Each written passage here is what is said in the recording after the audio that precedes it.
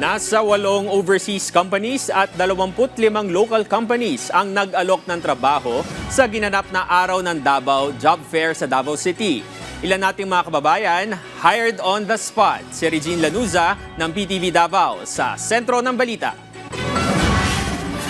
9 na taon ng TIG welder sa Davao City si Jonel.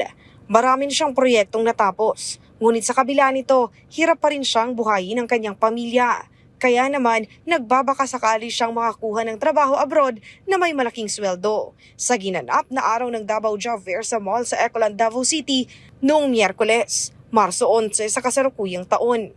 Wala. Karon pagit ko naka-conjug opportunity nga maka-abroad kay tungod aning atong kwanron. So, sitwasyon. Samantala itong si Bricks, 6 na buwan nang walang trabaho matapos ang kanyang kontrata sa isang fast food chain sa lungsod.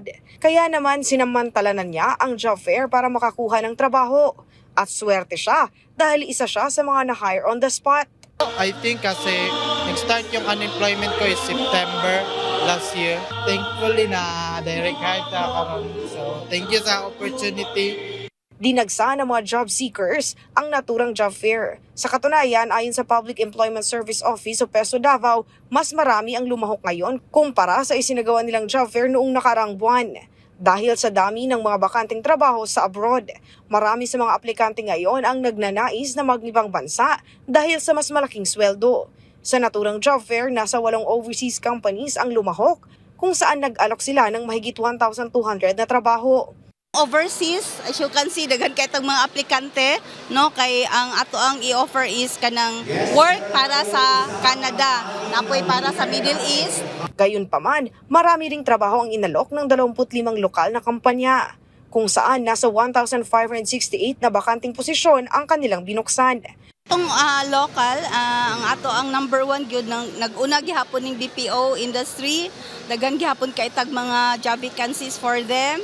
Ayon naman kay First District Davao City Council, ginawa ang job fair dahil marami ang lumalapit para humingi ng tulong ng trabaho.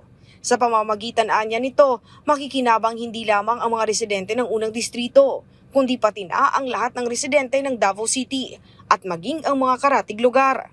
Kayo siguro skano mga 3 to 5 no nga mga tao say moabot og daghan gyud ba say magtapok so ano kung di maginato tanan mataga ang trabaho so mo na nakahuna-huna gyud nga magpahigay nila job fair nga dili lang for the first district constituents apil lang second ug third.